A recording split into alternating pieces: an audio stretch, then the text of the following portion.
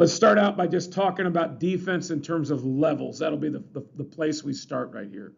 We talk about defense in terms of 3 levels, and understanding how the levels work together is a big part of what we do. So when we say level 1, we're just talking about to the depth of the heels of a defensive lineman. That level 1 goes one guy past the tight end. You see the green box there? That's what level 1 means. It's important to talk about this a lot of times because more and more, it's really not about whose hands are on the ground and whose hands are not on the ground.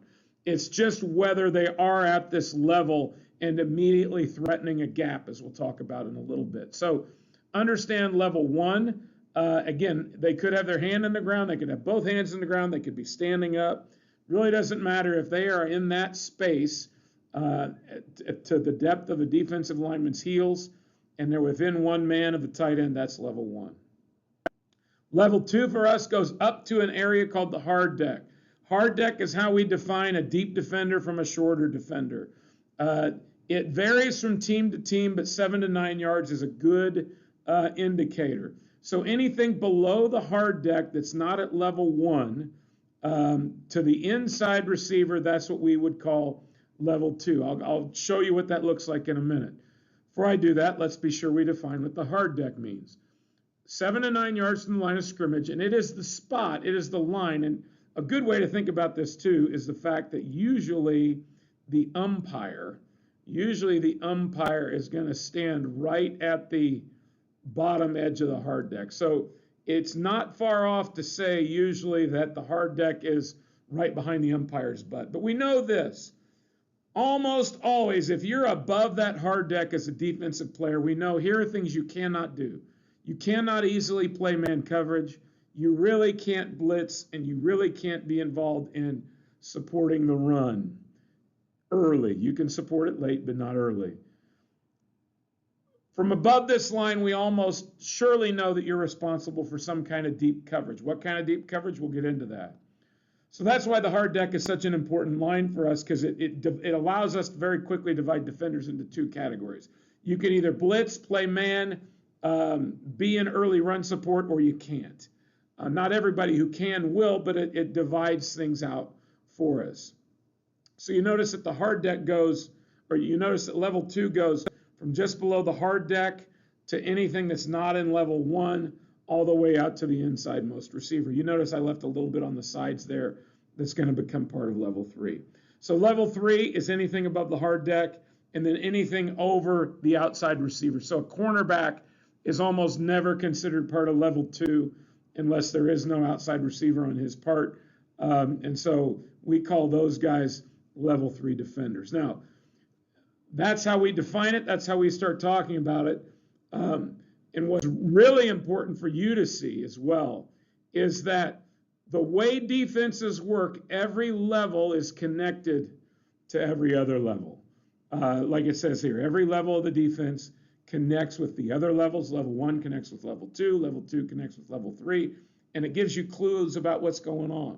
A lot of times things that are happening at level 2 will tell you what the secondary is really going to do. A lot of times things at level 2 will tell you about things about what the defensive line is going to do at level 1. So that's important to remember as well. Defenses are built so that all of these levels work together. And that is going to be a key part of you understanding the conversations we have going forward. All right, now we're going to take, we're just going to borrow the idea of level 3 and give it a different nickname. You'll hear this a lot with TV commentators.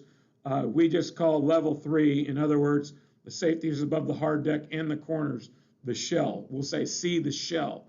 If we say see the shell, we're saying, hey, just identify what's going on with cover 3. Identify what the corners are doing. Identify what the safeties are doing. As you get better and better at doing this, you'll see different kinds of shells, and they'll instantly start to mean something to you. Because, again, what this safety is doing is going to affect what this safety does, and in some cases what this corner does.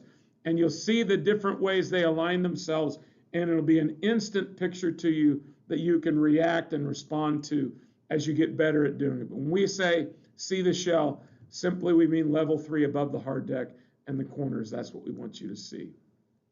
That is a term that you will hear us use a lot. The next term you'll hear is the box. So the box means that we're talking about really the area that we expect our tight ends and our offensive linemen, and in some cases our fullbacks, to block.